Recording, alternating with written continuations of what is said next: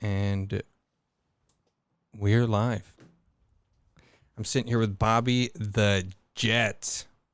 Bobby the Jet. Dude, I love the way that sounds. And I am so excited to have you on the show.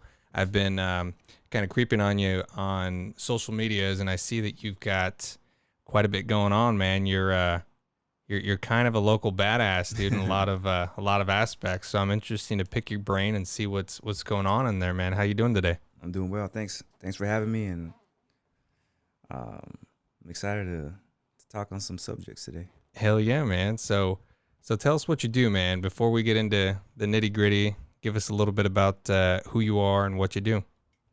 So I'm Bobby the Jet Rodriguez, born and raised in Tucson, and I own Jet Sports Training. It's a training facility for athletes of all ages, and we also have a program that helps just the regular 9-to-5ers get fit in the morning and afternoon, so they can come get it in before work or after work.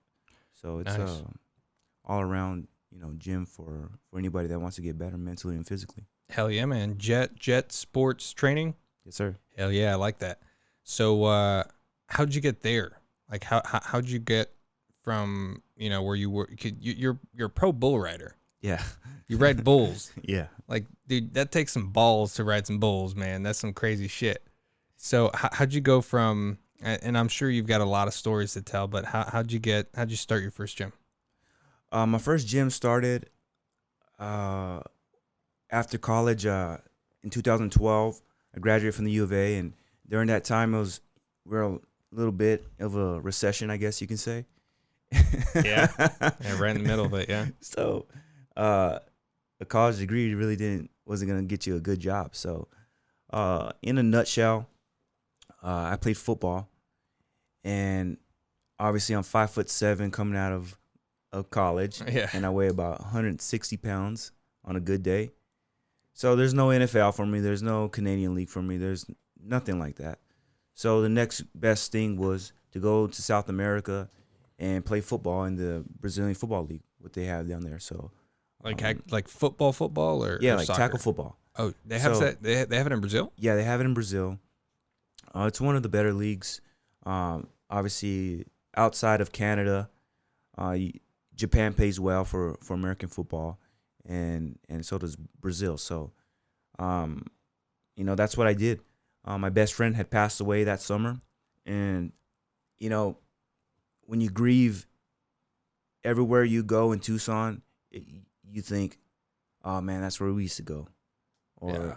you see a restaurant, and it's like, "Oh man, we used to go there," or even if you hang out with other friends, you start telling stories. And I graduated in May of 2012, and he passed away in June of 2012. Oh man.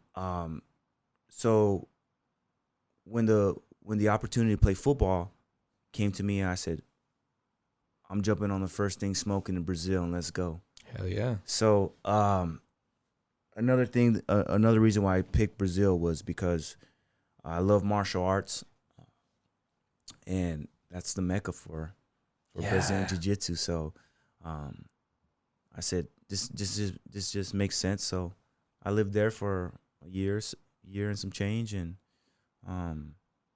stayed with my aunt, and it just worked out perfectly.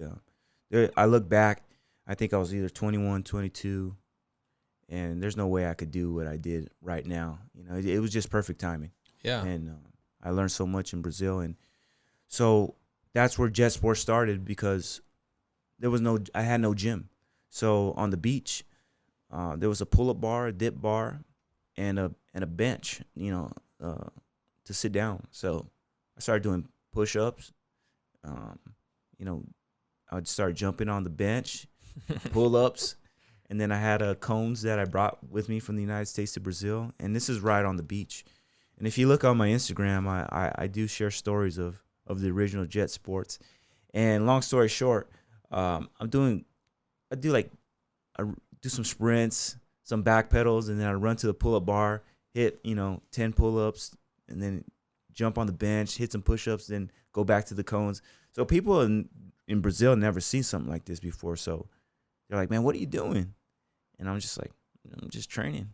Just working out, man. Yeah. What are you doing? And then they're like, well, can we jump in? I'm like, yeah. So it's first start off like 2 people, and then you got like 3 people, and then next thing you know, got like 25 people out there on the beach. On the beach working out, man. On With the- this, they're like, dude, what's this crazy guy doing on Yeah. the beach right now, man? And you know, I was playing football, and I'm not gonna lie, I was a little burned out with football. It's just kind of I'm just there. A lot of wear and tear on the body. Huh? Yeah. But I'm training now I'm training mixed martial arts and Brazilian jiu-jitsu, and you want to talk about being humbled, you know. I got humbled, man, in Brazil. You know, first day of practice. Well, this is how it happens. I'm walking down Brazil with some headphones in my head, and I'm kind of just mumbling some music to myself, and a guy comes up to me, and he says, "You're the American," and he speaks English. And I say, "Whoa," because everyone speaks Portuguese there. Yeah. And I says, "Are you American?" I ask him, and he says, "I'm American." And he has a Brazilian accent, obviously, but he says, "I lived in Georgia, la la la." And I says, "Hey," he tells me, "I see your face, and it looks like you like to fight." Because obviously I got scars on my face. And I said, "Yeah, I like to fight." And he says, "You want to fight tonight?" So I said, "Hell yeah, I want to fight tonight." And he says, "Cool. Meet me here, right here on this spot, 8:30 p.m., and I'll pick you up." And I said, "All right."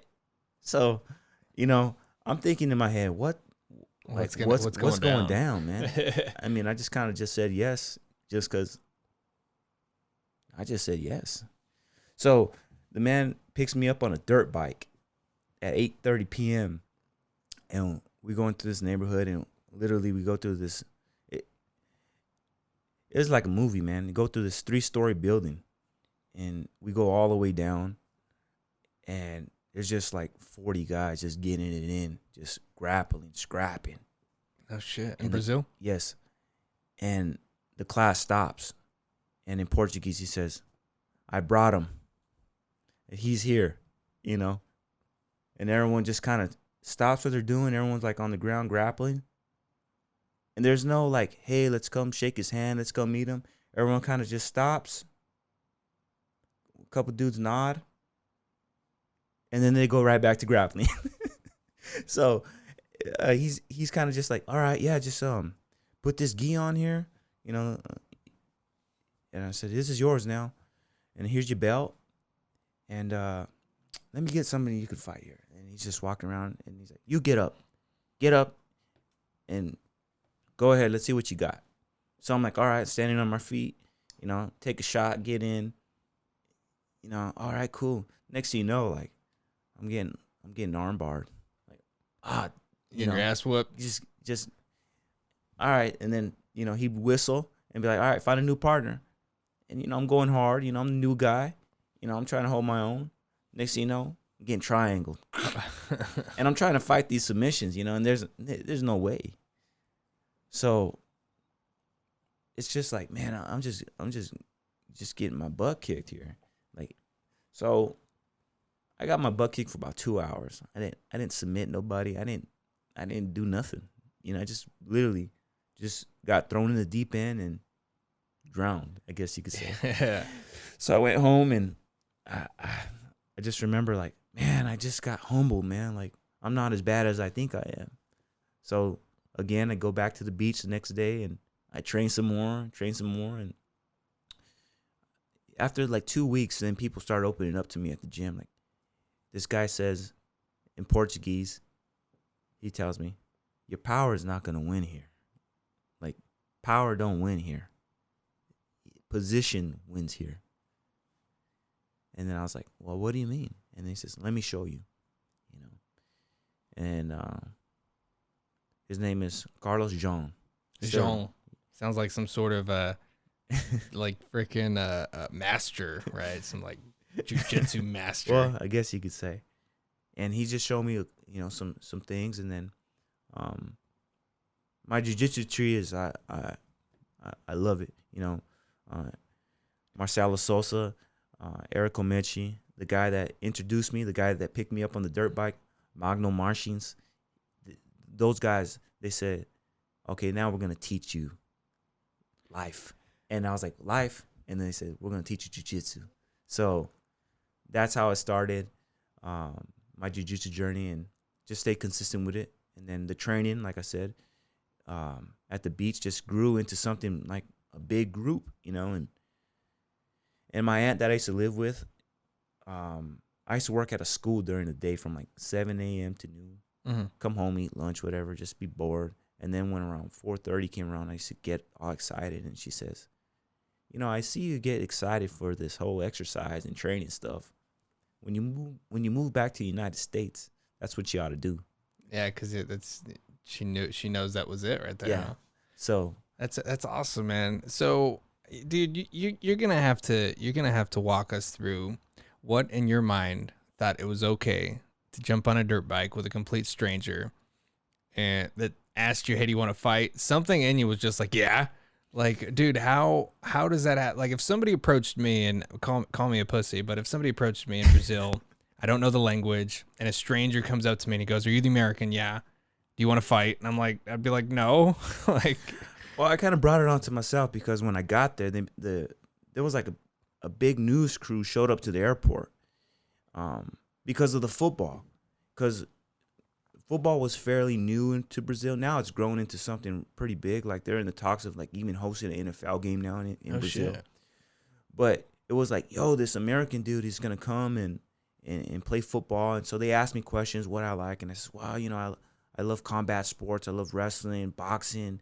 You know, I really want to learn how to, you know, fight for real out here. So I'm pretty sure that's what he said. Hey, you like to fight, you know, and then, of course I'm like, yeah, I like to fight, but not in a humble way. That is, Right, you know what I mean? right, I right. wasn't like, I wasn't trying to pick stuff with him because again, this dude's, you know, this dude, just by looking at him, you know, he can get down. So I was like, yeah, I like to fight. And he says, good. I'll meet you here at 8:30 right here at this spot. And I thought you were about to tell me like a Fight Club story. It sounds like a Fight Club. It's basically what it was. And What's it like out there, man? You ever get ringworm? I got a ringworm when I was a kid, behind my ear. I got a scar, but as far as like sanitary out, and I got a ringworm in the United States, but never in Brazil. We're shit. pretty clean out there. No kidding. Well, they take their jiu-jitsu seriously, man. Yeah, like What's that culture like out there? I know, dude, man, that place breeds some beasts. yeah, like I said, there's not too much talking going on. I noticed that it's more training in Brazil. You really have to use position, but more athleticism. Where when you train in the United States, it's more raw power. Let me bully you, and that's the approach that I had. You know, my first days of jiu-jitsu in Brazil, but very respectful though. You take a butt whooping, Shake some hands, and you know, hey, there's no bragging. That's what I love about MMA, man. Every now and then, you know, you get a little hard flurry going on, and you know, tension starts, and then you know, people start, you know, punching each other like for real, and it's like everyone's like, hey, you know, calm down, Right. And then it's kind of just like, all right, you know, shake hands. All right, let's get back to business. Right. But It's like a brotherhood. it's a brotherhood, man. It is what it is, and those that have grappled, know, like, you know, you get closer, a close knit when you get people fighting each other and grappling each other. So it was fun. You do, man. Yeah, I tried jiu-jitsu a couple times. I want to get into it. I keep telling myself that, but I have this thing with feet. I don't like feet. Yeah. And I know eventually you'll, it's something you got to get over. Like I was that kid at McDonald's that never took his socks off to play in the thing, right? And everybody had their socks off because he had a good grip on that. I was like, nope, this shit, socks are staying on, right? But I'll get over that. But rolling a couple times, dude, you're right, man. It's a humbling experience, and not knowing what the fuck to do it can be pretty scary, but even in that, like I think jiu-jitsu, the ones that are calm and relaxed and poised, those are the ones. It's a fucking chess match, dude. Like you guys are just rolling around and you're trying to predict the next two moves that your guy's doing, and same there. It's a very interesting and very poetic form of martial arts, in my opinion, dude. It's unlike some of the other stuff, and I think going back to people try to bully. I think a lot of I I think maybe people combine like the style of wrestling, that like brute force type Yeah. style, with the jujitsu here. But I've seen some really small jujitsu guys submit some huge motherfuckers, and I'm Yeah, just man. like, and you're talking about it's all not only technique but position. Exactly. So how did you get into freaking bull riding, man? Also, man, so like I said, people, So bulls, like you ride bulls. yeah, 2,000 pound bulls, anywhere they weigh anywhere from 1,700 to 2,000 pounds. Um, like I said, people always say like, oh man, what kind? Are you live like 3 lives, man? What's up with this? And I'm just like, nah, it's just something I grew up around. So, um, those that don't know me, I'm from the south side of Tucson. I grew up on Irvington and 6th Avenue. And if you know where it's right there by the Tucson Rodeo Grounds. Yeah, that's right there, man. I grew up, walking distance from there. So since I was a baby, I lived with my grandma. Every year the rodeo would come by. And we'd walk. We didn't have a car, so we just walk everywhere and take the bus. So I'd always tell her like, "Hey, let's go in the back and go look at the animals." And she's just like, "Okay." So we'd watch the animals get loaded, and unloaded. And I tell my grandma like, "Hey, I want to ride one of those things right there." The big old bulls. Or a horse or something. Which is it? That's local. Yeah, you're local. And so, anyways, my dad's brother actually has a ranch in Tucson on the west side of town, and they do what team roping, what they call. And I was a kid that, on steers, obviously they're smaller than bulls, but I'd say, hey, put a rope on them, I'll ride them. Probably like 3, 4 years old, and I'd get down on these steers, and it's just something I like to do. And finally, my dad came one day and says, "Hey, I signed you up for the rodeo." And I said, "Yeah, bull riding." As a kid? Yeah. And I think I'm either 3 or 4 years old. I can't remember. Shit. And I said, "Yeah, bull riding." I said, and he says, "Well, not bull riding because you're too little for that yet. But it's sheep riding." So I'm like, "Oh, okay, cool." So I can't. I think I was maybe 3 or 4 years old. I can't remember. But for the next 3 years, I did the sheep riding in at the Tucson Rodeo. Okay. And my last year, I won the event. And I've said this before. I'm gonna call it maybe 5 or 6 years old. I felt a big crowd, going crazy. My hands in the air. I just won the Tucson Rodeo, And I think any cowboy listening understands it. It's the best feeling in the world, Dude, that kind of gives me chills. It reminds me of that movie, 8 Seconds. Yeah. Love that movie. And I just remember like running back, to the chutes and like hugging all my family. Like, I did it. I stayed on. I just remember my dad and my uncle. I don't have too many memories like of dad son moments, but those I just remember my dad say, "Ride his ass to the end of the arena, and just hold on tight." Yeah. And I did that, and I just remember the place going crazy, man. And I was just, You fucked that little sheep up. yeah. Huh? I took it to him, and I just think from then on, I was always a rodeo fanatic. You were hooked. Yeah, I was hooked. That's before I played any sport too. That's before any t-ball, any basketball, any football, anything. That was my first victory in my first sport was rodeo. So what's it like riding this fucking bull, man? I really got into professional bull riding after competitive mixed martial arts and jiu-jitsu. So I took the same approach. You can't be you're not gonna outpower 2,000 pounds. No. 160 pounds versus 2,000. It ain't gonna work. So you really have to really be centered and calm, prior to, because they're animals, just like dogs can sense fear. And so if you I've seen it done before, where these guys just get crazy like before and they start slapping themselves and yelling and hearing like hype up music and whatnot. It's just like, bro, just chill, man. Just relax. They last what, 0.2 seconds on a bull? If that, And so I try to stay as calm as I can. I talk to myself in my head. There's a lot of steps prior to getting onto the bull. You get on real slow. Let him know you're on his back now. I like to rub him, like a pet, like, hey, what's up, man? We're about to dance. Right. I like that. And I respect these things, man, because they'll kill you by accident. You know what I mean? I've had 2 people died, in front of me. So I'm just, I get my rope ready. You have somebody pulling your bull rope, and you just as calm as you can. You really control your breathing. It's just like fighting all over again. Just stay calm. It's just like life, man. And then you just take all, a little bit of, you've done your homework on this bull. For instance, in the PBR and professional bull riders, there's film on these bulls. There is. Yeah. Is it like a stable of like rotating bulls that, do they have like a profile to them? Yeah, they have a profile to them. And is it randomized? So yeah, so say the rodeo's on Saturday or Friday. There's a bull draw on Wednesday and goes out online.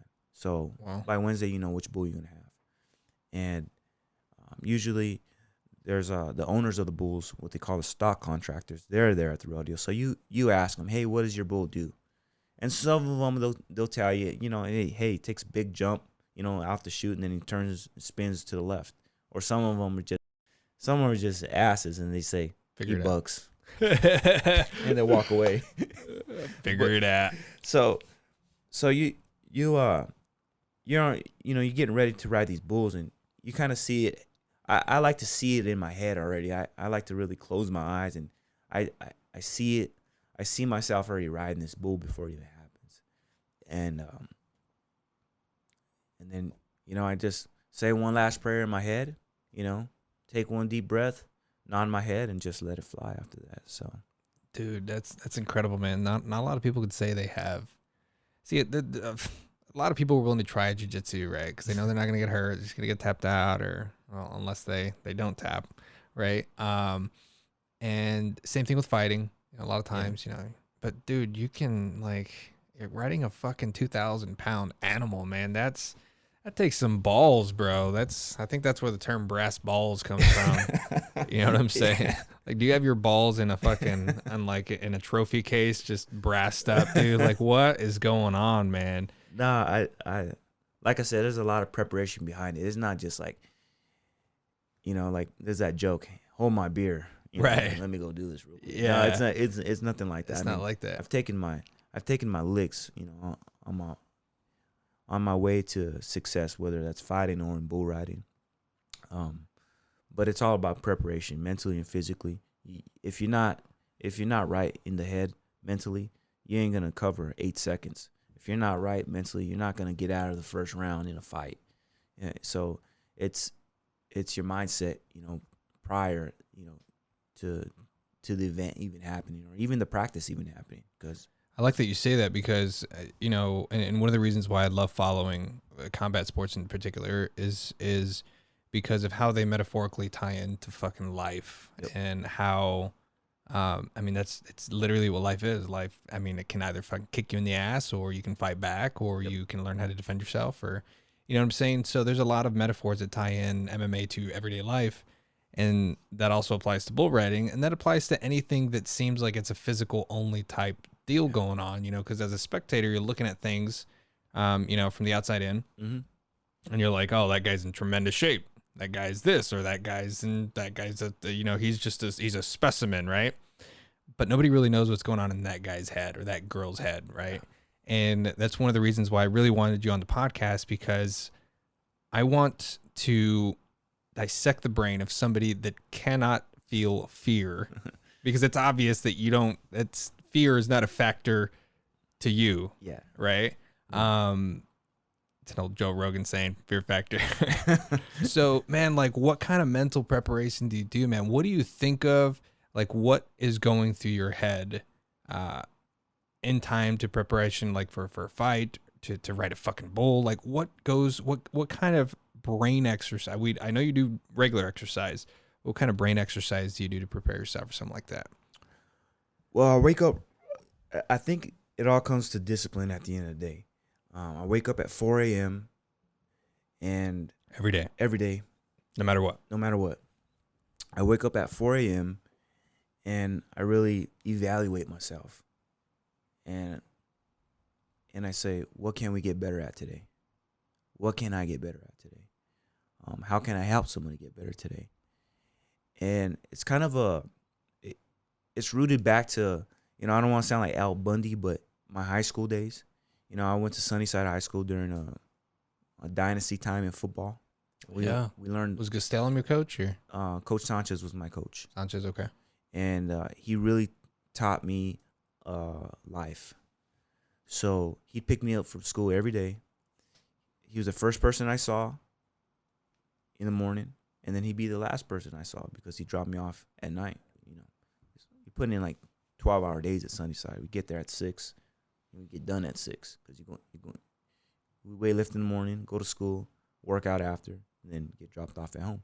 So long story short, I developed the discipline, 14 years old as a freshman, and he'd always say, like, evaluate yourself, and come back better tomorrow. I like that. Yeah. So I still have that approach, and I don't like to lose. I don't use the H word, which is hate. Yeah. I don't use it, but I'll only use it one time for one thing, is I hate to lose. Yeah. I think hate isn't the opposite of love. I feel like people always use hate and love as their counter opposites. I think hate is just the absence of love. Yeah. You know what I'm saying? Exactly. I agree. I don't use the word. It doesn't exist in my vocabulary. I'll say I can't stand. If say I didn't like you, Yeah. which is not true, but I'd say, man, I can't stand Sergio. Right. But I'm not ever gonna say, man, I hate Sergio. Like that takes a lot of energy. Yeah, it really It does. takes a lot of energy, and I think you should start saying, I don't love him. hey, I guess you can say that too. There's a big absence of love towards this individual, right? But that's good that you're setting those, you're setting parameters in your life, and that all comes with discipline. Yeah, I That's just think I really like to preserve energy, and I think when you say hate, it just takes too much energy. So Yeah. I think so. Anyways, back to my daily routine. I really like to evaluate yesterday and how I could get better at it, and what can I do to help others too.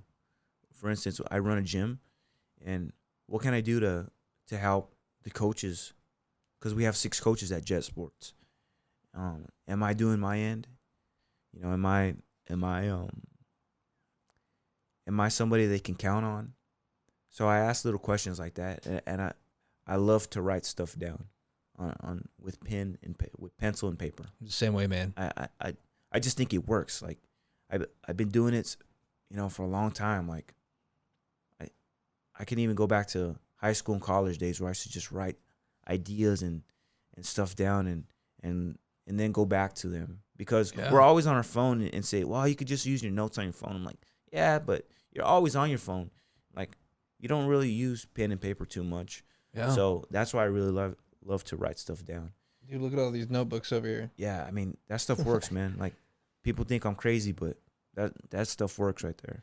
No, it really does. And going back to the whole phone thing, like, a lot of people think that it's so convenient to have Siri as your personal assistant or Google as your personal assistant. Like, I don't rely on any of this stuff to help keep me disciplined, because the same stuff that can keep me disciplined can also keep me distracted. Yes. For a long fucking period of time. Yep. Because that same phone that's reminding me that I have an appointment is also giving me an alert that somebody sent me a message on some social media platform, and then I stay on there, right? You know what I mean? So it's a curse and a blessing. Pen and paper's the way to do it, though. Yeah, Kind of shit do you write down, though? Like, you pretty much assess yourself? Yeah, I like to assess myself. Kind of like a diary, like a man diary? Yeah. And yeah. it could even be like hey, don't forget to pay the water bill or something like that. You know what I mean? Yeah.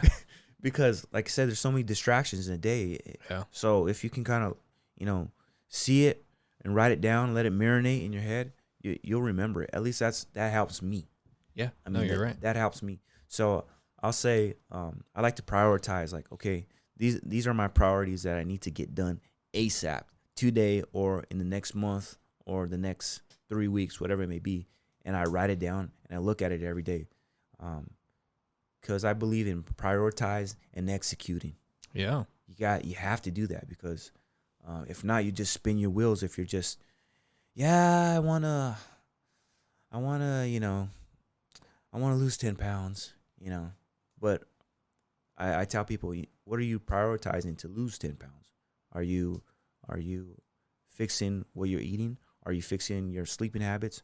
Are you fixing your audience as far as who you're hanging out with? Because you may want to lose 10 pounds, but your friends don't want to lose 10 pounds, and they want to go to the sports bar and watch the game or the fights this weekend, and you're going to throw down 4 beers and wings. That's not going to help 10 pounds, So you got to prioritize, things like that. Or, I get a lot of, hey man, I want to ride bulls. Can you teach me? And I say, yeah, I'll teach you. I'll let a few days go by, and I'll say, who really wants to ride and learn? To see it, yeah. People come over to my house. I live on land, and we have animals and a drop barrel where you can. So I let a few days go by, and those kids that really want to like learn and come, I say, yeah, oh yeah, come by. But sometimes it's just people just trying to say what's cool, Right. or even at the gym. Hey man, I want to join your gym. Like, oh yeah, cool man. And I'm not the type to like. I don't want to be like Jehovah's Witness knocking on your door, like, hey, you're gonna join my gym? You're gonna join my gym? So again, it's all about prioritizing what's important to you. Yeah. So correct me if I'm wrong, but here's how I'm interpreting what it takes to be a fearless person. And most people overreact. Most people feel like they're not born that way, so they can't be that way. You see what I mean?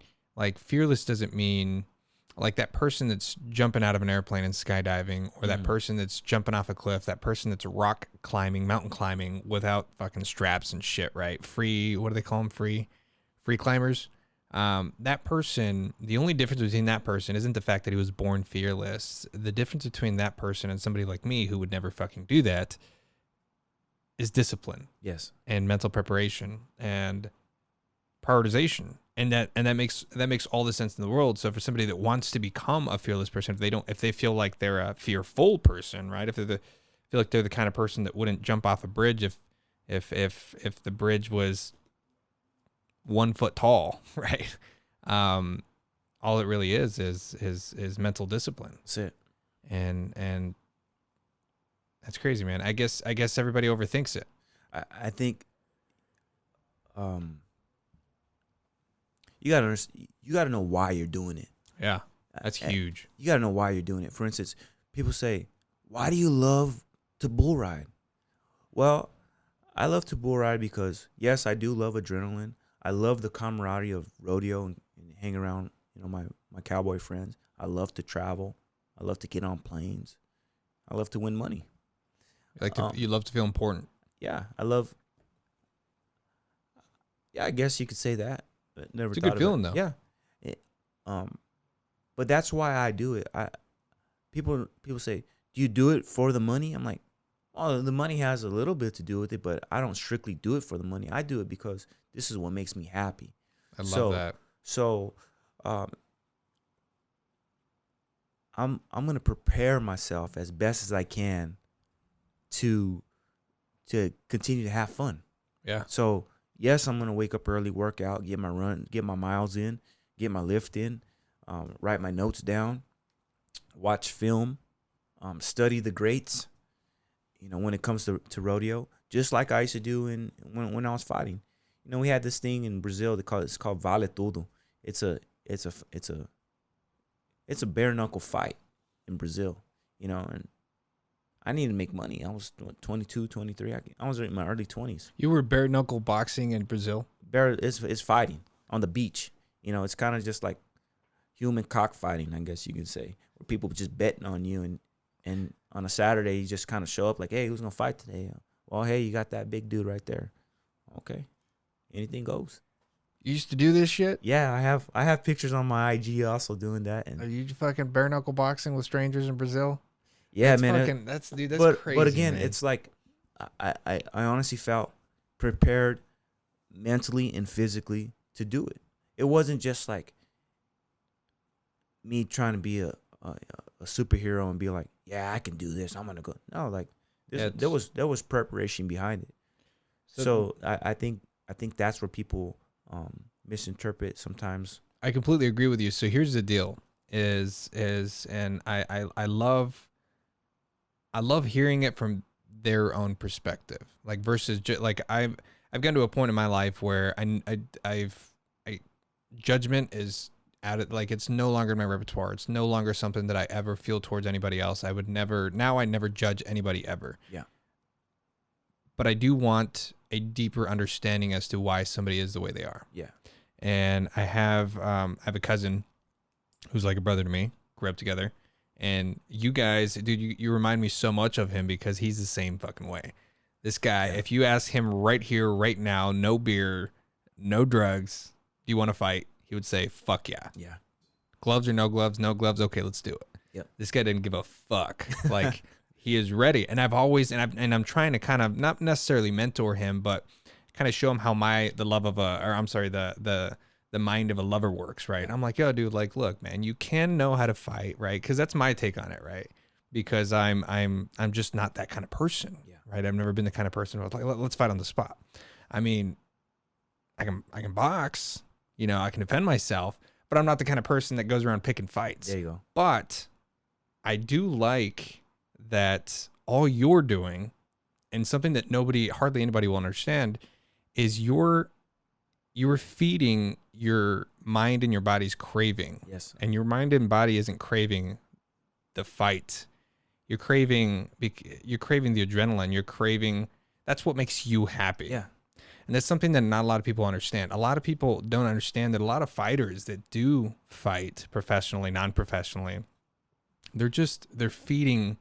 That's what makes their body produce that serotonin, that dopamine, Yes. right? It has nothing to do with getting hit in the face.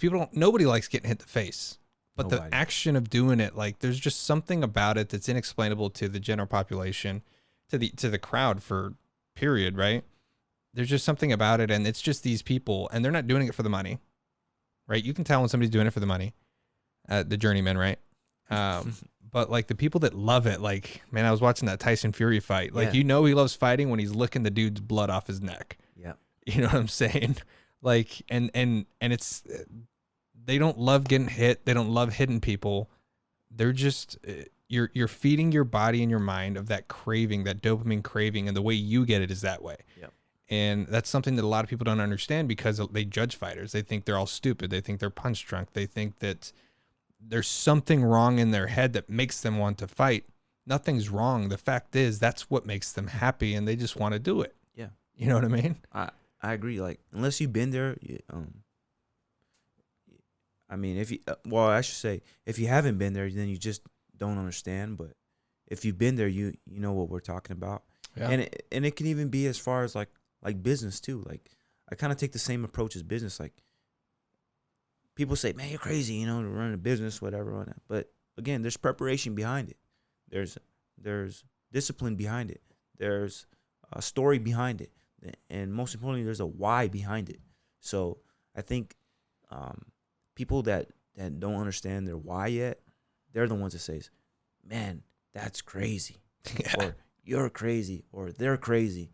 But we all have a little bit of craziness in us.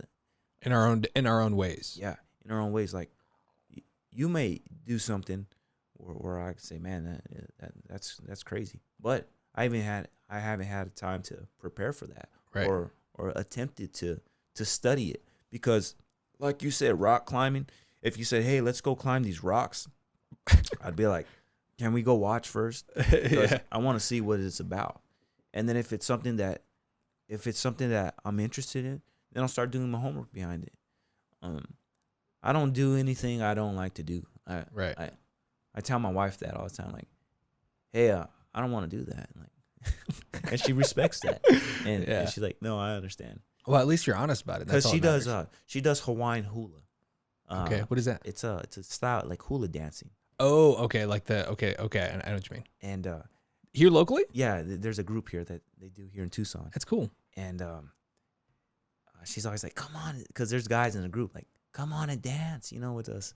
And I'm like, no, don't ask me no more, because I'm not going to do that, because I don't want to do that. Right. I know that maybe it would make you happy, and there's some things I do compromise with, but then I don't want to do that. And she respects that. Like, that's good. Okay, that's not you, but as far as like, if you said, let's go rock climbing, and I'm like, man, let me watch and let me study this a little bit. Yeah. And then we can try it, but I think that's where when people fear things, it's because they haven't done their homework behind it, or they haven't even prepared for it. Or they haven't prepped for it. I mean, like I said, people say, you're nuts for riding bulls. You're nuts for running a business. You're nuts for playing football. You're nuts for, doing martial arts. Yeah, it might be, but I've prepared myself for it. And I think that's where I can separate myself from general population, I guess you could say. Yeah, man. I mean, I know that I know a lot of people, and here's my take on another thing. A lot of people consider, whenever they talk about general population, especially in the U.S., like, they talk about the 1%, right? Oh, they're part of the 1%, or they're part of the other 99%. They always attribute that to economic status. Yeah. So the 1% is the richest people in the country, and they get away with everything and all this shit. Like, I consider the 1% the fearless. Yeah. And the people that are willing to do whatever the fuck it takes to get their fix of dopamine. Yeah. You know what I'm saying? I agree. And that's my consideration of 99 versus the 1%, because I think that's a very accurate statistic. 1% of all people are willing to put in the fucking work. 1% of all people are willing to do shit that nobody else is willing to do. And they're willing to do that and literally put their life on the line because they truly want to be happy. It has nothing to do with money, economic status, like fuck all that bullshit, right? Yeah. But getting your fix of dopamine. Yeah. Like, that's what, like, fixing your body's craving of wanting to be happy. And if, like, me, for instance, what makes me happy, this is very weird, is working. I don't know what, man. I don't know why, man. People think I'm crazy. See, again, going back to people think I'm crazy. I'm crazy in the fact that, and I will admit this, or people think I am, because I'm willing to work from 5 a.m. to literally 2 in the fucking morning. Yeah. I'm willing to go off of 3, 4, 5 hours of sleep max, right? And literally work every minute of every fucking day because I know what I want. And that makes me happy. Yeah. Like, leave me the fuck alone. I'm working. Like, you know what I'm saying? Are you busy? I'm always busy. What do you need? I can always help you. Yeah. But I'm working. I want to work. This is what I want to do. So when somebody tells me, dude, you're going to work yourself to death, when somebody says you work too much, I fucking hate that. I hate hearing that, because I'm just like, yo, I'm fucking happy. If you came in here and asked me, hey, are you working yourself to misery? Like, are you miserable right now because of how much you're working? I would say, fuck no.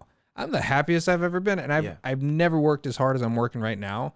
I have never worked this hard, but I'm working this hard because I know that every minute of effort that I put into work is for me. It's not for anybody else. And that goes down back to the why.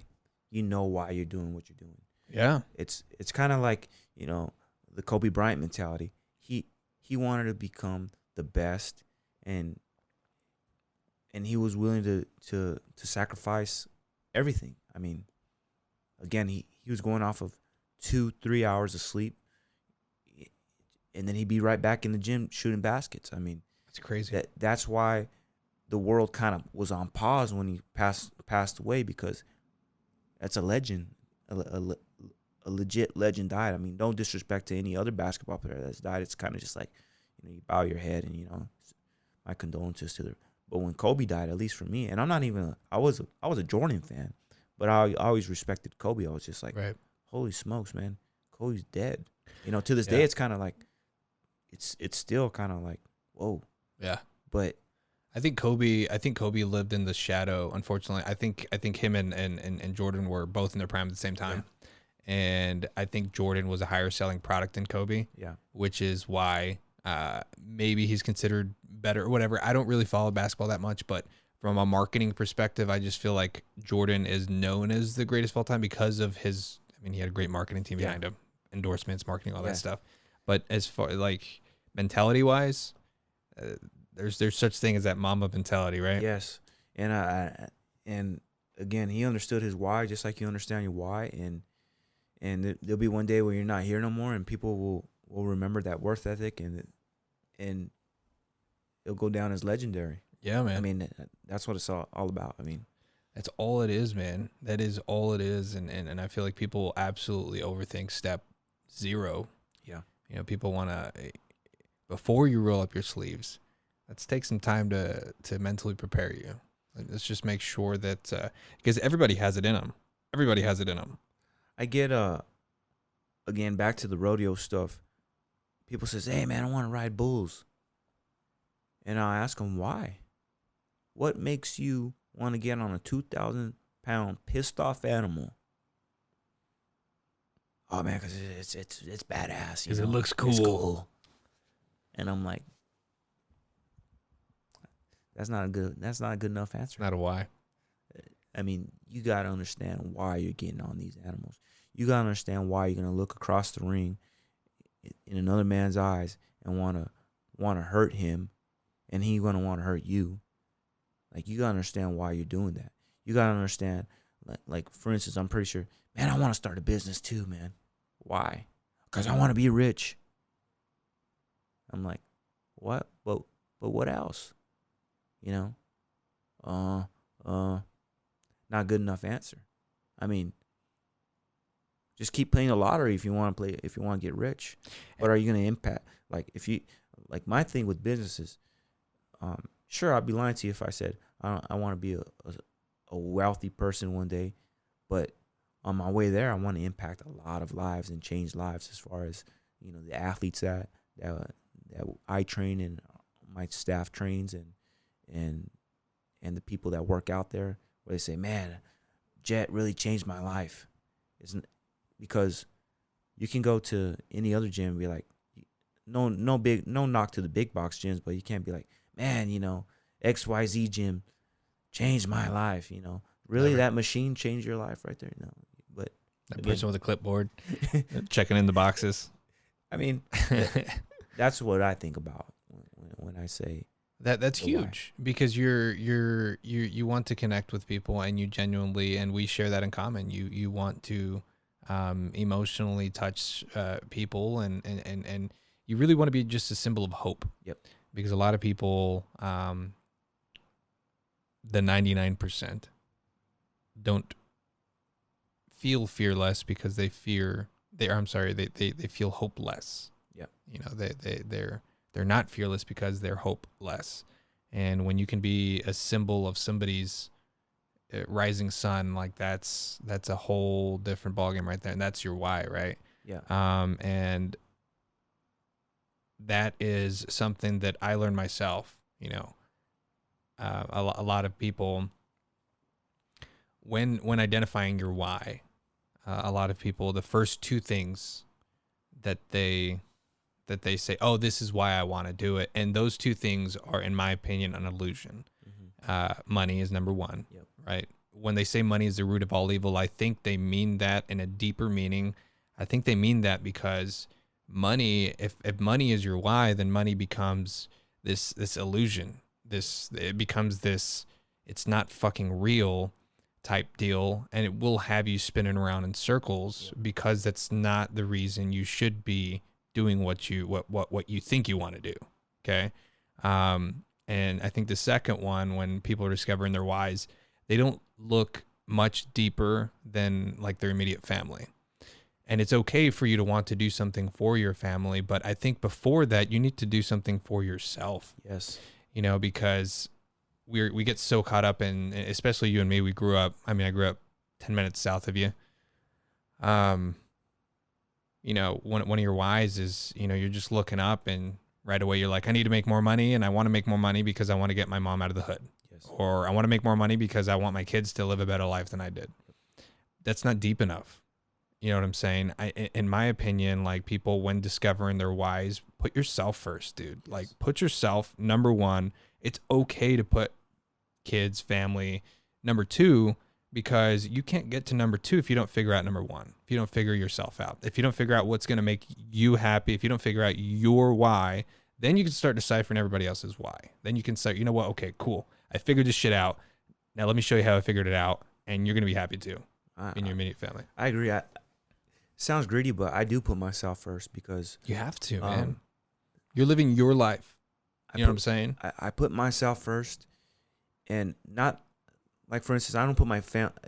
It sounds bad, but it's like me first, family second. No, it's like me first because I'm gonna lead Exactly. my family, and advice is only gonna take you so far. Examples are what really people pay attention to. They need to see it, man. I They mean- need to see that you are tunnel focused. They need to see that you're disciplined. They need to see that you got this shit. Yes, And they're just gonna ride the wave. because here's another thing of my discipline. I don't have anything or I don't have anything against people that do, but I don't drink alcohol, and I don't smoke. I don't do any drugs because that's what I grew up around. And I just remember, like, family members saying, you know, all drunk, oh, you don't want to do this, you know, you can do this on it, you know, and I always tell myself, man, I'm not gonna drink, and I've never been drunk in my life. Oh shit. And so I'm gonna be a dad pretty soon, and you know, my family members, the people I loved the most were alcoholics. You know, my grandma was an alcoholic. You know, I knew from Thursday to Monday morning, I'm gonna stay away, cause that's when the binge would start. So from Thursday night to Monday morning when I went to school, that's all I saw at night. And I always told myself, man, I can't. First of all, I can't stand being home, and second, I can't stand when these people come over, and I can't stand when my grandma drinks, or my uncles drink, or my family members drink, whatever it may be. So, that's where the discipline really, you know, kicked in for me as a young age, because I saw what it could do to you, and, you know, that's my example, like, for my son. Like, what I'm trying to get at is, I don't want my son to say, yeah, my dad was a drunk, you know, or he used to get stupid when he start drinking, or, you know, he get under the influence of some sort of drug and kind of get weird. You know, like I said, examples are better than advice. Absolutely. And that's my opinion. That's my opinion, at least. Well, that's where, and that ties into one of my favorite sayings of knowledge isn't power, action is power, right? Mhm. If you're telling somebody what to do, they're just like, okay. But if they see what you're doing, if they see the example, then they're gonna understand why. Yeah. You know what I'm saying?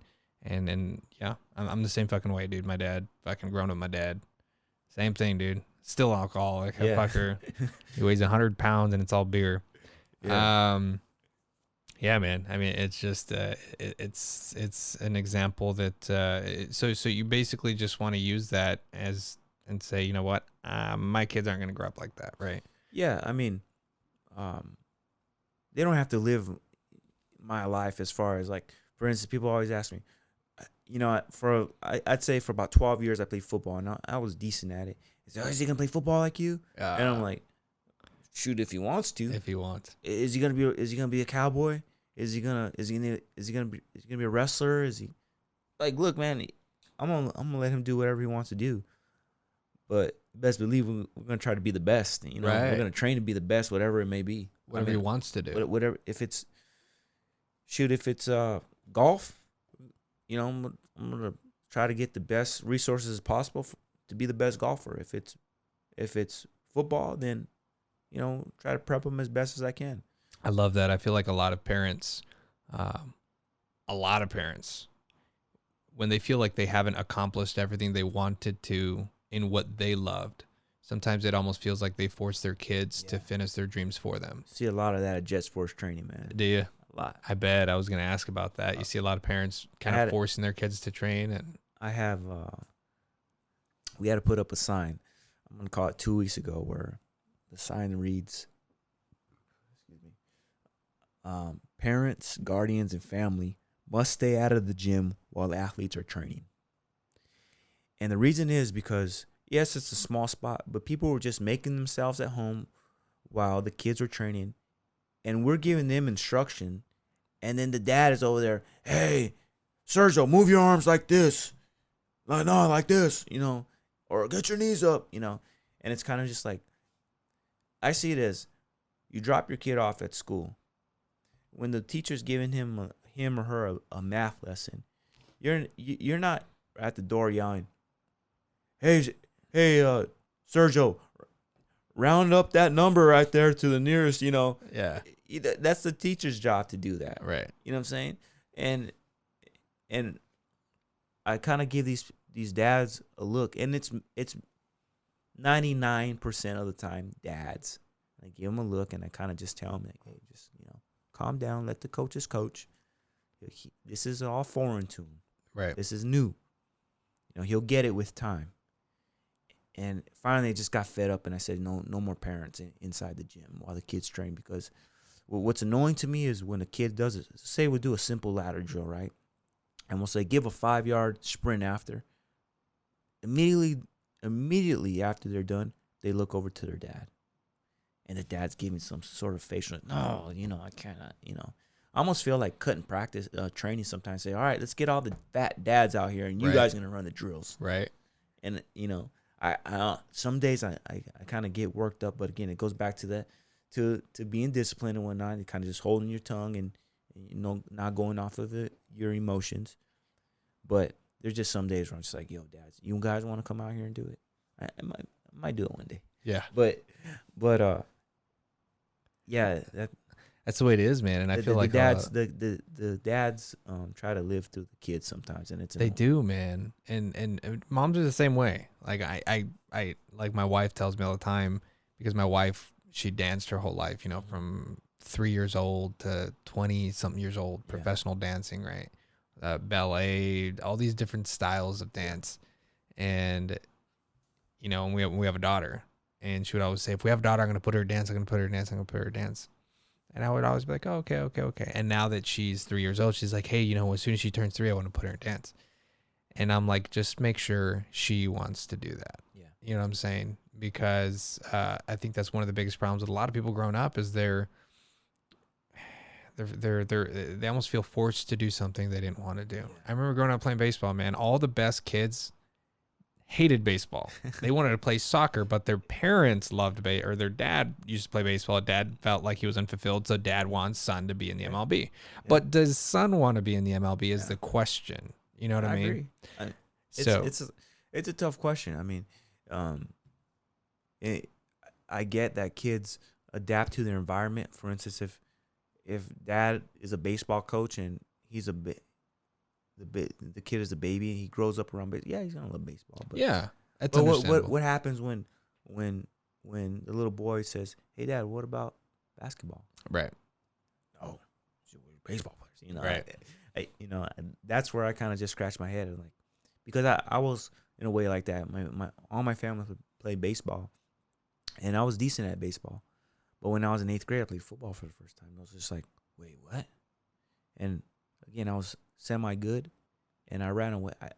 My love for baseball disappeared once I got, the adrenaline of football. Yeah. And a lot of my family couldn't understand that. And, but again, it was what I wanted to do. Exactly. That's what made you happy. And that's no knock to baseball. I love baseball. I love watching baseball. People say it's boring. I get baseball. I understand the strategy behind baseball and softball. But man, there's nothing like the huddle. I tell people.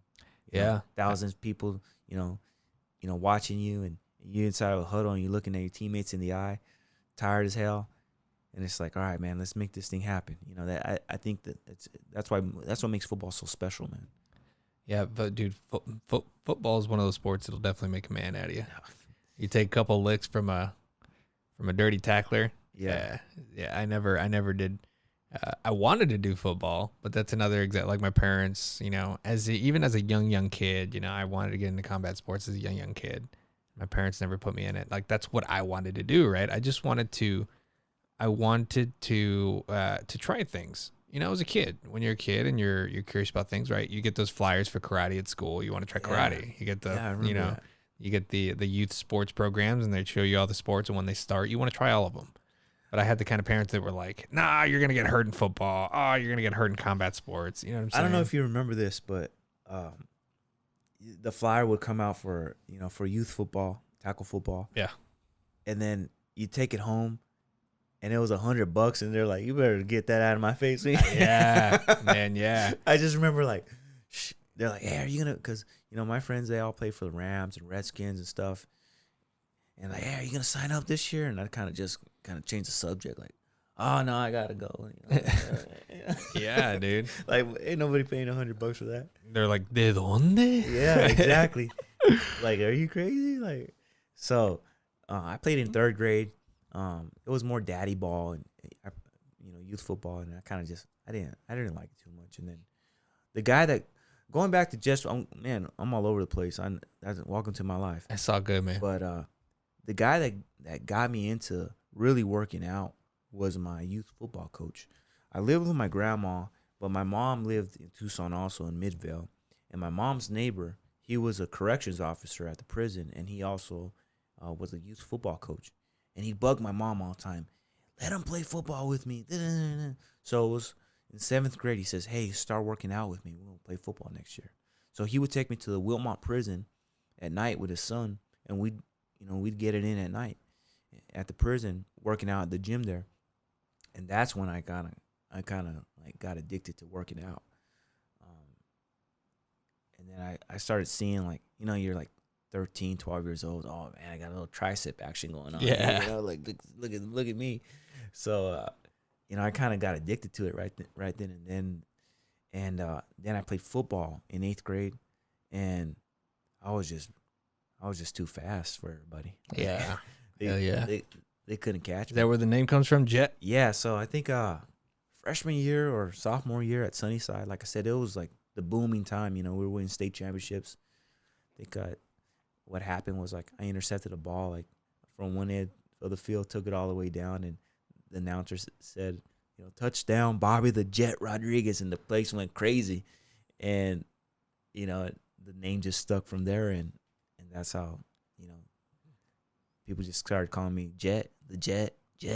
So when it came time to actually, like, make a business, like, it just made perfect sense. That made sense. Well, there's a story behind it too, man. Yeah, so that's what it is, but yeah, like I said, I'm all over the place. I'm sorry for the listeners, be like, "Man, well, this guy's confusing," but no, dude, it's interesting, and that's was part of the purpose of getting the right people on here is to get the colorful ones. Yeah, right? yeah. The ones that have the stories to tell, and can teach us some things, man. Yeah, no doubt.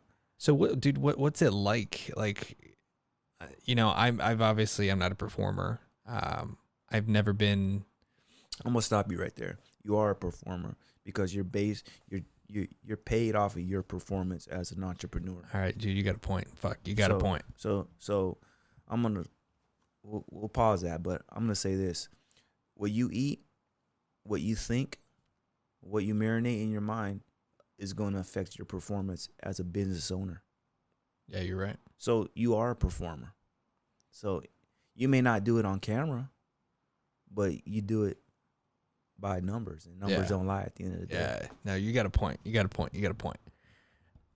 But I'm curious as to what it feels like to be the source of the crowd's reaction. Like, what's that feeling like, man? Like, I'm going back to, I was watching this MMA documentary and it was very, like, the guy narrating had a very, like, it was like a poem about MMA. And I can't recite the poem off the top of my head, but it was something like, And part of the poem, he's like, and you do this, you get your, pretty much you're getting your face bashed in, you're bleeding from both eyes, you're doing this, you're blah, blah, blah. And you're doing this for $400, but you're not doing it for that. You're doing it for the glory. You're doing it for the pride, and you're doing it for that fucking reaction from that crowd that fuels Yeah. what it is you're looking for. Well, I remember when I used to fight in Brazil, they always, I'm the gringo in Brazil. So, Yeah, and you didn't look like him over there, yeah, but they knew. But they knew where I was from. You know what I'm saying? So, I was a gringo. So, and they always made sure when they announced my name that I was from the United States. Yeah.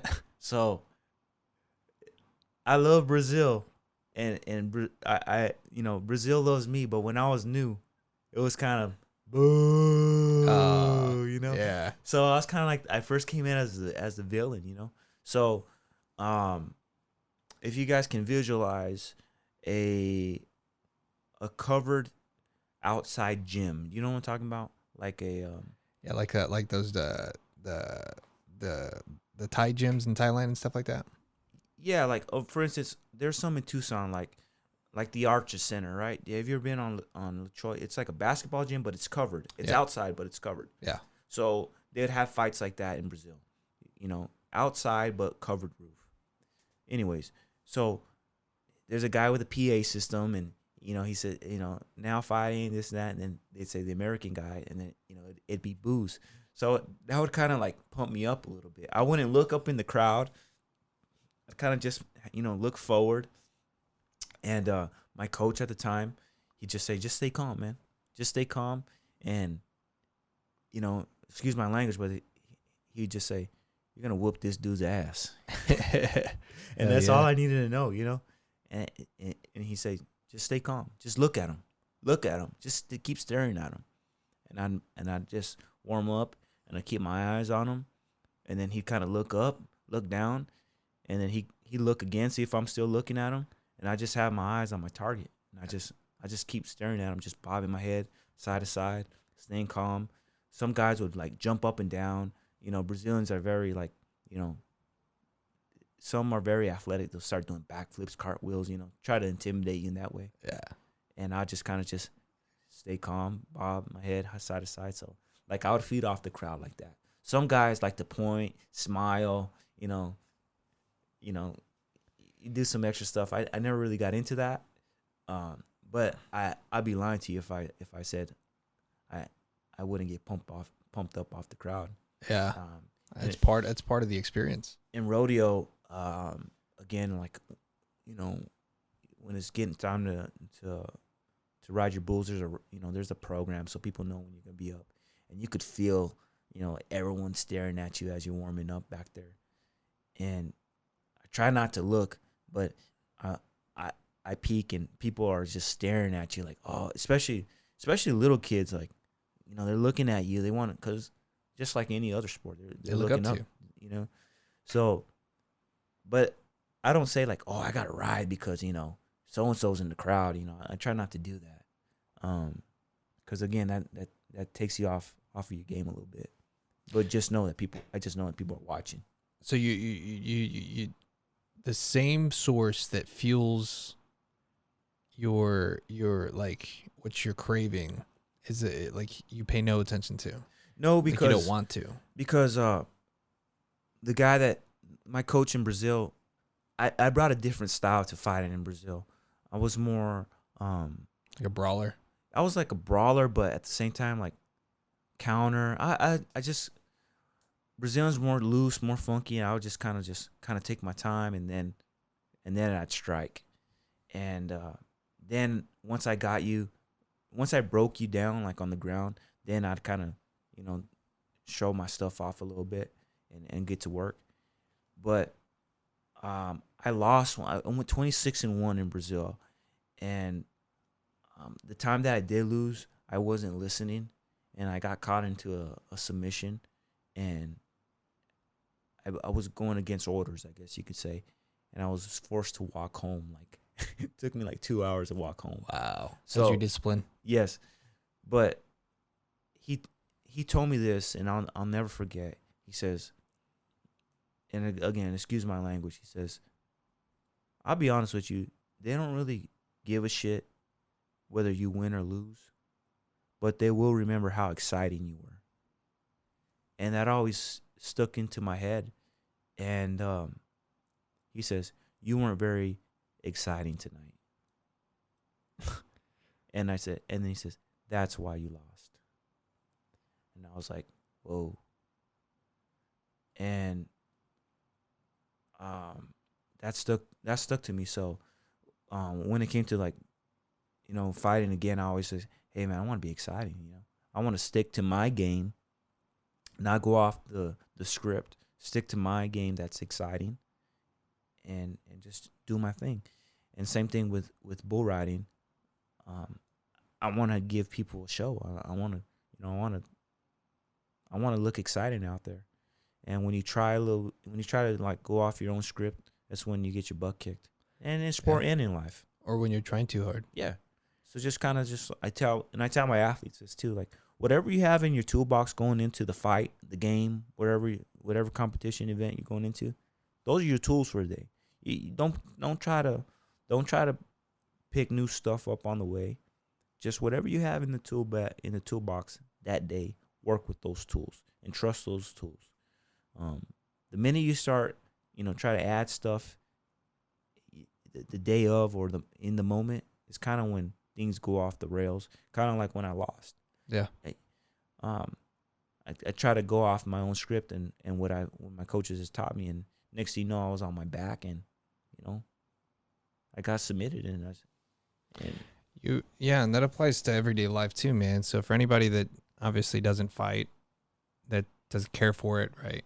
I mean, it's a beautiful art form because of the lessons it can teach you. Yeah. And the lesson to be learned here is don't pick fight night to not be yourself. Exactly. Right. Exactly. Don't pick the day of the fight to try and be somebody else, right? And that's with everyday life, man. Like, just be yourself. Right? Yeah, just be yourself and trust your skills. Even if you have 3 skills going into, whether it's a business move or a game, a fight, a relationship, stick to those moves and trust those moves. And then as time goes on, you're going to develop more skills. And then you could start trusting those skills. But don't try to jump too early is what I'm trying to say. Yeah, and in this journey, like when you're listening to your master, your sensei, your coach, your trainer, your mentor, when you're listening to somebody's advice, it's okay to want to know a deeper explanation behind the advice. Okay, that's okay. But questioning the integrity of that person, or questioning things that really don't need to be questioned, like take Mr. Miyagi, for instance, right? Like, and that's a great life lesson to be learned. I mean, this dude's a master, right? Master karate guy. There isn't a better guy to teach you karate than Mr. Miyagi, this fictional character in The Karate Kid. And for the first few, I don't know how, he was teaching wax on, wax off. In the remake, it was put your jacket on, take your jacket off, pick it up, put it back on. And in both of those movies, the kid was just like, why am I doing this? I want to learn karate. What the hell? Like, that's how life is, man. Life is going to subliminally teach you lessons. And you're going to be like, why am I doing this? I signed up for this. This isn't what just don't question it. Realize that, dude, like, so long as you keep your head on straight, it's going to be okay.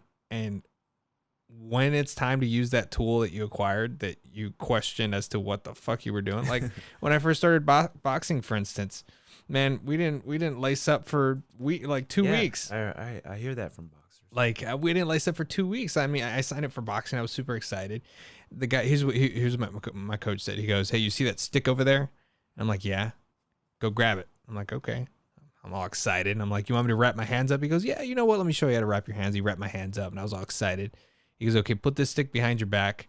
I want you to do this motion. And I put the stick behind my back, and I was just twisting my hips. He goes, okay, you see that up there? And I'm like, yeah. And he's like, that's the timer. He goes, every 3 minutes, it's going to do, and he explained to me how it worked. He goes, okay, you're going to do 12 rounds of this. I was like, okay, oh, no big deal. Dude, by the second round, I was like, dude, this is exhausting. And why the fuck am I doing this? I haven't thrown a single punch. 12 rounds go by. He goes, okay, do me a favor. And that gym was right by Reed Park. Okay. Like right by Reed Park. Once we did the 12 rounds of that, like my fucking shoulder blades were torn. Like I was sore from just swinging a stick around, dude. He goes, okay, go run Reed Park. I'm like, fuck. Dude, like I'm not in shape. No mitts, no heavy bag, no nothing. Nothing, man. Nothing. I get back. He goes, okay, that's it. We'll see you tomorrow. I was like, boxing, what the man. hell?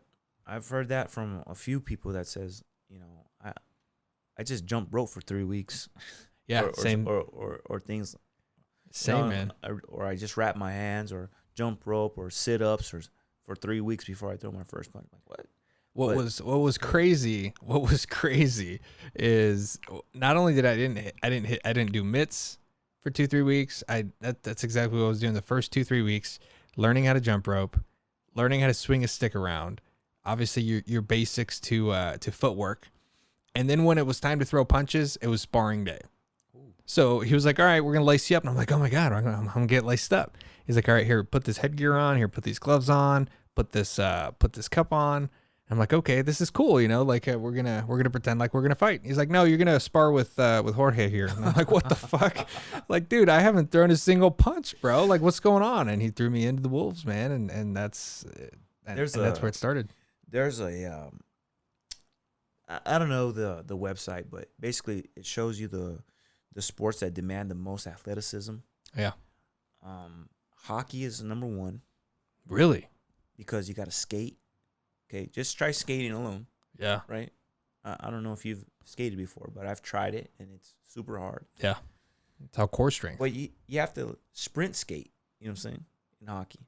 And then you have to have a puck to hit. So a moving object, you're on skates, you're on ice, and then you have to hit the puck, make contact with it, make it go a certain way at a certain speed, whatnot. And then you have to hit people. Yeah. You have to avoid hitting people. You have to stop on a dime. So it kind of breaks it down why hockey demands the most athleticism. The second sport is boxing. Yeah.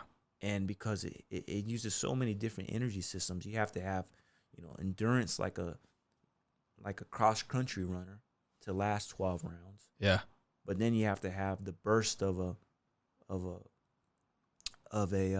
like a sprinter. A sprinter like Usain Bolt, because when those flurries of combinations happen, you got to throw and exchange and absorb them, defend them. So it's a cool chart. I don't know like what website it was, but that makes sense though. It kind of broke every sport down. Like, man, that makes complete sense, dude. Even in the best shape of my life, I could not go more than 5 sparring rounds. And amateur fight, I obviously never made it to pros, but amateur fights were 3 2-minute rounds. Don't underestimate 3 2-minute rounds in boxing. Most people would be like, 3 2-minute rounds. Dude, amateur bouts are non-fucking stop. Yeah. Like amateur bouts, they're not like pro fights where you have 12 rounds to make up some rounds. That if you want to take some rounds off, if you want to jab all fucking round, if you want to box. Points in right there. Yeah, an amateur, meet me right here in the center of the ring, fucker. We're gonna exchange punches. Yeah. If the ref thinks I hit you too hard, he's gonna do a standing count. And that was pretty much it. But don't underestimate those 3 2-minute rounds, dude. We'd be running. When I was in shape, it was minimum 5 miles a day, at least minimum 5 miles a day. And then I'd get my workout in the morning, and then afternoon I would do my weight training. So it was three workouts in one day for 3 2-minute rounds. Yeah. I cannot imagine the amount of work that a pro boxer in the championship level, a pro boxer has to do for 12 fucking rounds. Yeah, it'd be interesting to be around a boxing camp. I've been around some MMA camps, and those are pretty grueling. But boxing, man, I love boxing. Like people say, hey, you like boxing? Because people are so tribal nowadays. Are you right. UFC, mixed martial arts, or are you boxing? Yeah. I'm like, actually, I love both. Yeah. And they're like, nah, man, boxing's I'm the same way. Yeah. I'm like, no, man, I love fighting. I love watching a good bout of championship boxing, just like I do, UFC, Bellator, or any other mixed martial art. Hell yeah. But boxing, man, it's There's a there demanding sport, man. aside from that, I mean, I've always loved boxing, and like I said, I wanted to, if I would have done it as a kid, I would have been a pro fighter right now. Who knows where I would have been, right?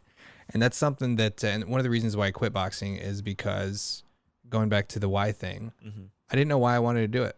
Yeah. And I didn't know why I wanted, I wanted to do it because it's not something that I didn't have enough time. I couldn't go back into the memory banks and say this is why I want to do it, right? Because I didn't make those memories as a kid. And that's why they say in boxing, especially in boxing, MMA is the kind of sport where, you get on the ground, dude, get in this shit, right? You can go 10-0, you can go 10-5, you can go 10-10 and still make money. Yep.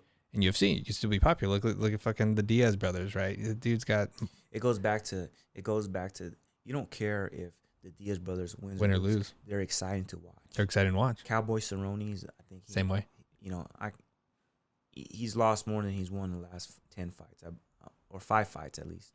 But he's exciting to watch. Yeah. He brings all these guys. It's a part of the show. Exactly. Unfortunately, boxing is more political than MMA in the sense of records. If the guy's not undefeated or doesn't have less than 2 losses, you don't want to watch him. Yeah. Unless he's, exciting to watch like Pacquiao. He's the only guy that has more than 3 losses that people care to watch, right? Pacquiao, man. He I like to see him, fight in 2020, and I think he still has some left in the tank. Yeah, dude, it's some crazy shit. So that's, and that's why one of the biggest reasons why I stopped is because I couldn't answer that question. Yeah. I couldn't answer the question of why do you want to fight? Because I'm gonna be honest with you, I don't like getting hit in the fucking face. No. I like hitting people in the face. Yeah. Nobody likes getting hit in the face, but yeah, I couldn't answer that. And when I realized that I didn't need to fight for me to be happy, I didn't need to fight for me to discover my why, then that's when I was like, well, maybe I could do something else. Yeah. And what makes me happy is working. And what was making me happy with boxing was working. Yeah. The work. I mean, like I said, I think this is why sports are so good for the mind, because the discipline that you developed in boxing, you can translate it to absolutely your everyday life, in your business or your marriage or your friendships. I think that right there is where people kind of that's the biggest lesson you can learn from it. Focus too much on the W's and L's, and the lessons. I remember going back to my first days in Brazil. I told my coach, man, I'm just losing, here at practice. And then he says, no, you're learning. Yeah. And I was like, huh?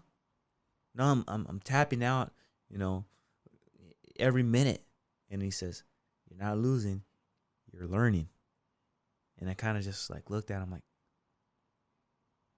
yeah, I am learning.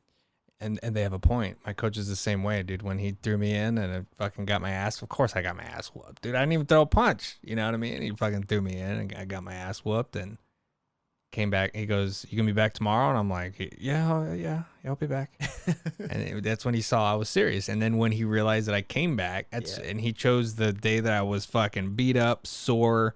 I mean, if you've never get hit, if you've never been punched in the face before, more than once, so like repetitively, like, right, if you're sparring, specifically when you're sparring, you're sore as hell the next day in your head. Like wherever it is you got hit, like you're sore. If your neck got cranked, if you got hit on the chin, you're gonna be sore everywhere on your head. If you get hit in the body, you're gonna be sore there, right? Add that to the fact that you're already sore from the running, that you're sore from the workout, dude. You're sore from the workout, and then you're sore from getting hit. Like, and that's why it's such a grueling sport, period. But I was the same way, man. And I would get very I'd get upset because I was getting my ass whooped. Yeah, man. He's like, dude, but the fact that you keep coming back, the fact that even though you're getting your ass, he goes, do you know how many kids quit on the first day when they jump in here and put this gear on? They get hit once and they're like, nope, not for me. He's like, but the fact that you're here, or the face hurts, but a body shot, man. Oh, yeah, a body shot, that floors you. Man, there's no. that's a helpless feeling right there when you get hit in the body and you can't move and breathe, and it feels like you're about to just die. There's a tiny spot in your liver. Man, those are the worst, man. And if you hit that spot, because there's a small bit of your liver, the tip of your liver sticks out from the rib cage, and if your coach can teach you how to hit that spot, yeah, that's bread and butter. That's Julio Cesar's punch right there. I think people that don't know fighting, boxing, or any sort of martial art, when they see somebody go down or hit a knee after, they're like, what? Yeah. I'm like, no, nah, you have no idea. You got no idea, right? Because you've never been there physically. But one of the reasons why I love bringing up boxing on the podcast, I want people to think of it as a metaphorical art form to life. Because one of the first things my coach told me, there's 4 things you can do with a punch, and you can apply this to everyday life. There's 4 things you can do with tragedy, right? 4 things you can do with things that we overanalyze. So 4 things you can do with a punch: you can slip it, roll it, catch it, or eat it. True. Those are 4 things you can do with it. So what are you gonna do with it? What are you gonna do with life? When life's throwing shit at you, when fucking life feels like a hurricane and it's just throwing debris at you and you're trying to dodge it, you're gonna slip it, roll it, catch it, or eat it. Which one are you gonna do? You gonna eat that shit? I mean, there's not so much, eventually you're gonna go down. Yep. But if you can learn how to slip, roll, catch, you can be all right. Yeah, man.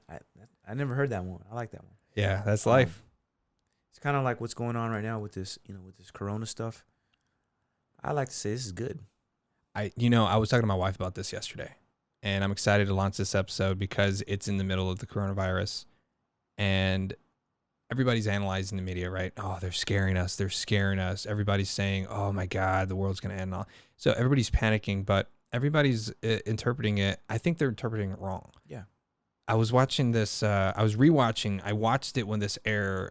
Bill Gates had a TED Talk on not being prepared for the next pandemic, and that was right after Ebola. So he was telling people, "Hey guys, this is why we should prepare, because we shouldn't be fearful of countries bombing us. We shouldn't be fearful of war, nuclear war. What's going to end the human race is a pandemic. Yeah, that's what's going to end the fucking thing." So I think what's going on right now is master preparation. Yeah, they want to get us scared as shit, but dude, we are containing this fucking virus quicker than we've ever contained it before. And the way we did that is to scare the shit out of everybody. Yeah. Yeah, you guys got to stay indoors. You guys, this is going to happen. I think, look, I can't predict the future. I mean, I hope no one starts looting, getting crazy as the weeks go by. Yeah, I don't think that's going to happen. I really think I say this is good because now we can reevaluate again. Yeah. There's a problem. We need to find solutions. I completely fucking agree with you. Look, you say you're too busy to start that little project at your house. Well, guess what? Good. Because now you can work on it. You have some time at home, or spend time or play catch with your son or your daughter outside, or I don't know. Just I try to see good in everything. Always, and that's what you're doing right now. You're trying to analyze the good. For anybody that's like the only bad about all this, okay, has to do with that. It has to do with economics. It has to do with financial situations. I'm actually incredibly impressed at the way that our government is handling this stuff on a socialism standpoint. I'm not very political, nor do I care for it, nor do I care for the people that are controlling it. I just care that everybody's going to be okay. Yeah. Right. So I love the way that they're handling that. And I know everybody, and I was this way at first. I was like, guys, the media is just trying to scare you guys. It's really not that big of a deal. Don't listen to all this shit, right? That was my take on it. But the more I see it, the more I'm like realizing, holy shit, like there's good in the fact that the media is overreacting to this shit. Sure, they're making money on the ads and all the shit, right? And the headlines. But there's good to that because it's caused awareness. Yes.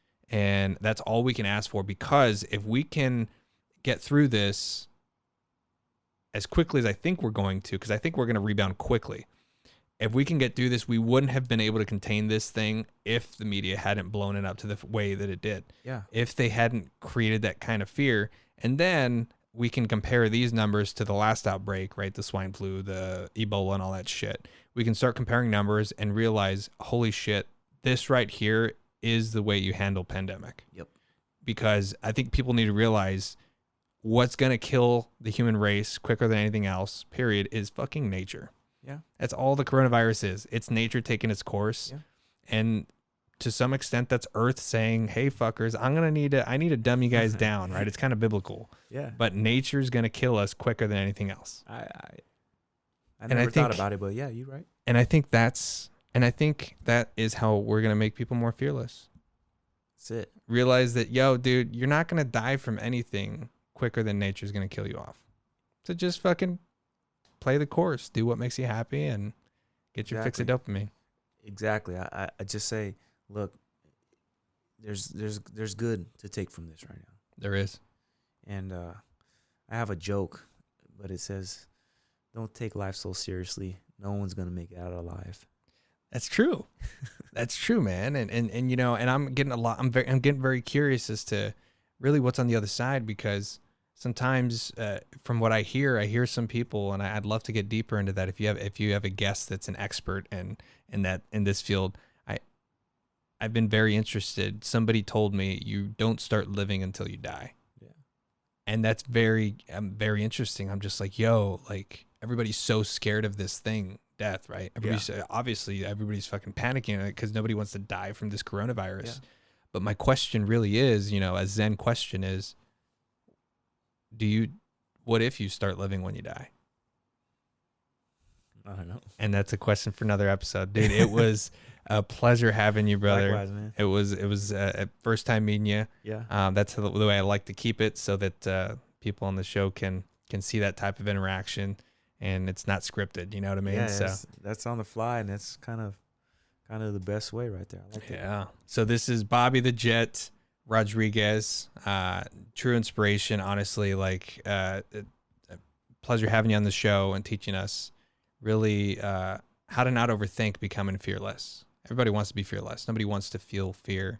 And my friend, fear is not a factor for you. I tell people it's okay to be nervous, but not scared. Absolutely. Love that, man. Well, thank you again for coming on, dude. I can't wait to have you back on. Yeah, thank you. Hell yeah.